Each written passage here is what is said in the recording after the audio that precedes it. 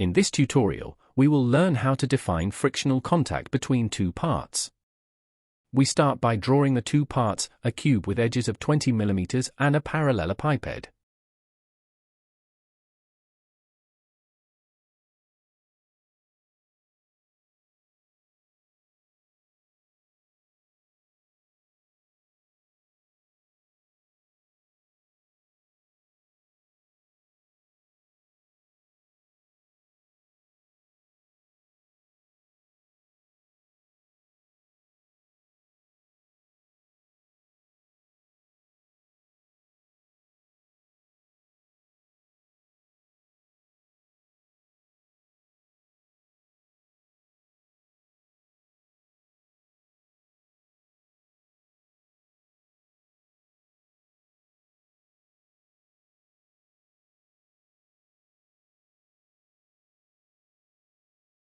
After drawing the two parts, we will now define the material for these two parts in the property module.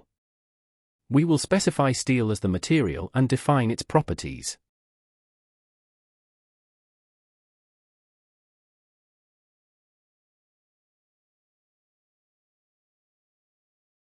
Following that, we will generate a solid steel section and allocate the steel material to it.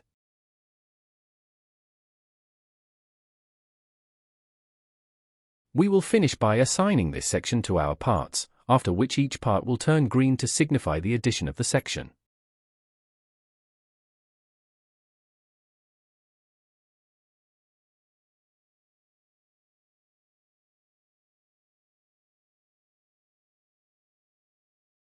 In the assembly module, we will import both parts and position the cube symmetrically relative to the parallelepiped.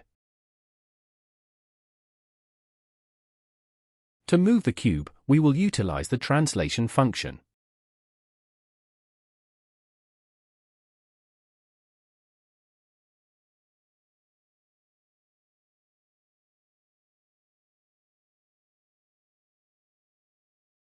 Then, we will proceed to the step module to define the analysis step.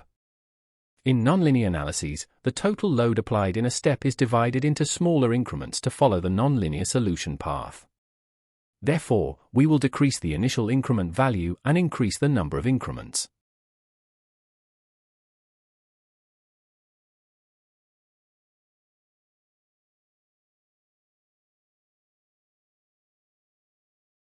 Next, in the interaction module, we will define the type of contact between the two parts. Firstly, we will specify the properties of this interaction. We will choose contact as the type and then define the tangential and normal behaviors. For the tangential behavior, we will set a friction coefficient of 0.2.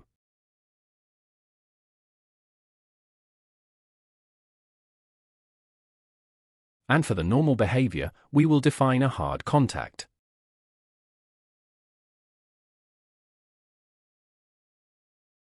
Next, we will use the find contact pairs function to detect the surfaces that are in contact. In our case, we only have two surfaces in contact, and we can define either a tie or an interaction between the two surfaces. In our case, we will choose interaction and assign the frictional contact properties we just created. Then, we will create a reference point to link it to the face of the cube. Subsequently, we can apply the 200 Newton force to this point in the load module, and the force will be distributed over the entire surface.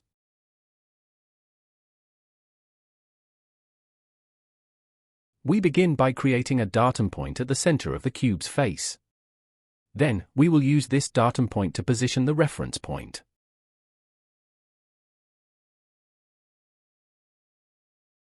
Next, using the create constraint function, we will link the reference point to the surface by selecting the to-coupling option. We select the reference point followed by the surface and choose structural distributing as the coupling type.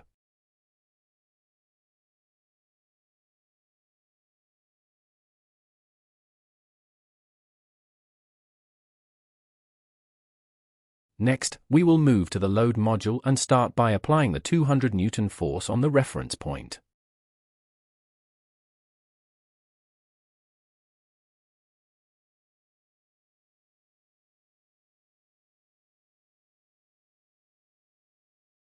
Then, we will apply a pressure of 10 megapascals to the upper face of the cube.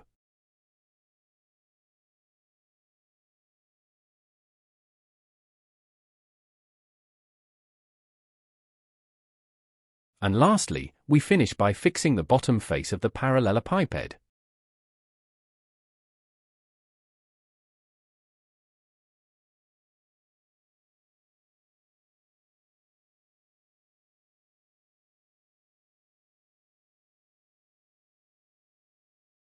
In the mesh module, we will mesh both parts using quadratic hexahedral elements and disable the reduced integration option.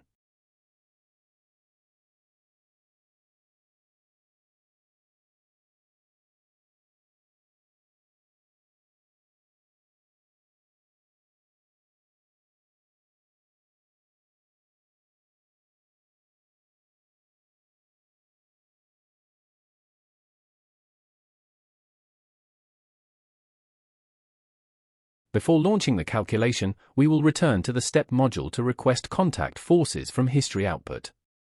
This way, Abaqus will calculate the normal and tangential forces that appear at the contact. We can assign a name to the history output. Then, we select the interaction as the domain and choose the contact surfaces we have defined earlier. Afterwards, from the list below, we can select the total forces due to contact pressure and frictional stress in all directions.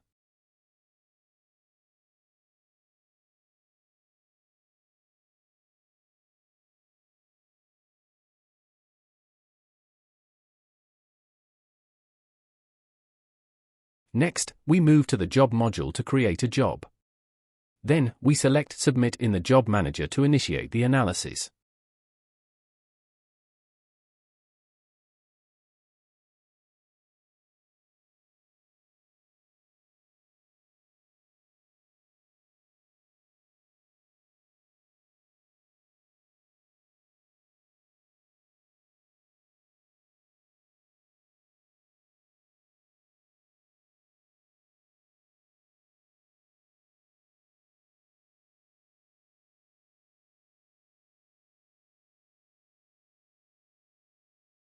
Once the analysis is completed, we click on Results.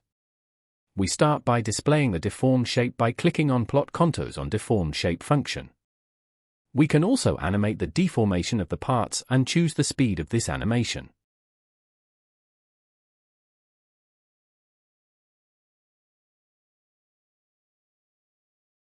We can also adjust the deformation scale factor by clicking on Common Plot Options.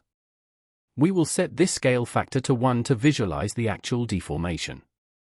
Now, we will display the total forces that appear at the contact. To do this, we will click on Results, then History Output. We start by plotting the forces due to contact pressure along the y-axis.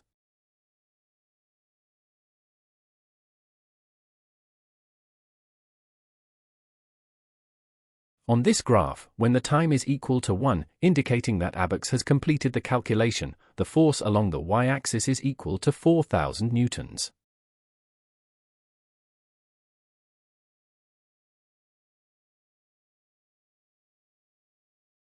Now, we will repeat the same procedure to display the forces due to frictional stress along the z-axis.